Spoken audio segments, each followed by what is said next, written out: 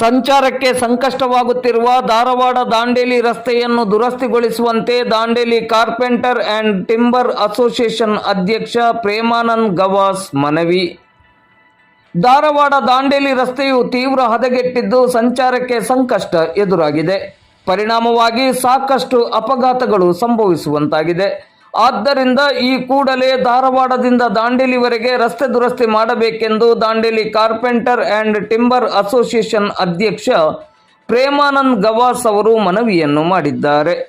ಅವರು ಇಂದು ಬುಧವಾರ ಬೆಳಿಗ್ಗೆ 11:30 ಗಂಟೆಗೆ ದಾಂಡೇಲಿ ನಗರದಲ್ಲಿ ಮಾಧ್ಯಮಕ್ಕೆ ನೀಡಿದ ಹೇಳಿಕೆಯಲ್ಲಿ, ಪ್ರವಾಸೋದ್ಯಮವಾಗಿ ಬೆಳೆದು ನಿಂತ ದಾಂಡೇಲಿಗೆ ಹೆಚ್ಚಿನ ಸಂಖ್ಯೆಯಲ್ಲಿ ಪ್ರವಾಸಿಗರು ಧಾರವಾಡದ ಮೂಲಕ ಬರುತ್ತಾರೆ.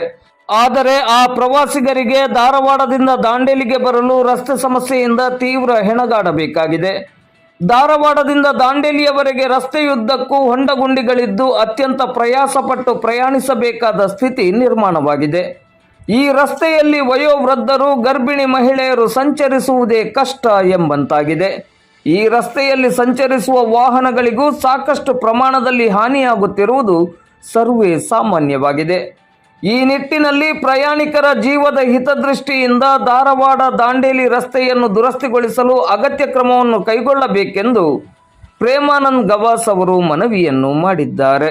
ಧಾರವಾಡದಿಂದ ದಾಂಡೇಲಿ ಬರುವ ಏನು ರಸ್ತೆ ಇದೆ ಎಲ್ಲ ಹದಗೆಟ್ಟಿದೆ. ಸರಿಸುಮಾರು ಒಂದು 5-6 ತಿಂಗಳಿಂದ ನೋಡ್ತಾ ಇದ್ದೀವಿ. ಅದು ಹೋಗ್ಲಿಕ್ಕೆ ಬರಲ್ಲ. ಯಾಕಂದರೆ ಎಡಗಡೆ ಇದ್ದಿದ್ದು ಬಲಗಡೆ ಹೋಗಲಿ, ಬಲಗಡೆ ಇದ್ದಿದ್ದು ಯಾಕಂದರೆ ಮುಂದೆ ಹೊಂಡ ನೋಡಿ ಯಾವ ಥರ ಡಿಸಿಷನ್ ತೊಗೊಳೋದು ಗೊತ್ತಾಗ್ತಾ ಇಲ್ಲ. ಆ ಟೈರ್ಗಳು ಆ ಹೊಂಡದಲ್ಲಿ ಹೋಗ್ತವೆ.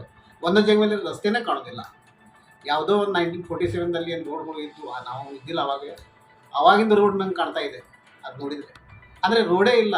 ಹಳೇ ರೋಡ್ ಹೇಳ್ತಾ ಇದ್ರು ಪೂರ್ವಜರು, ಅಲ್ಲಿ ಡಾಂಬರೇ ಇರೋದಿಲ್ಲ ಆಗಿರ್ತದೆ. ಆ ಡಾಂಬರ್ ಇವತ್ತು ನೋಡ್ತಾ ಇದ್ವಿ ಅಂಥ ರೋಡ್ ಆಗಿಬಿಟ್ಟಿದೆ. ಅದಕ್ಕೆ ದಯವಿಟ್ಟು ಸಂಬಂಧಪಟ್ಟ ಅಧಿಕಾರಿಗಳು ಎಚ್ಚೆತ್ತುಕೊಂಡು ಈ ಹದಗೆಟ್ಟಿ ರಸ್ತೆಯನ್ನು ಸರಿಪಡಿಸ್ಬೇಕಂತೇಳಿ ಪಬ್ಲಿಕ್ ಮನವಿ ಮಾಡ್ತಾರೆ.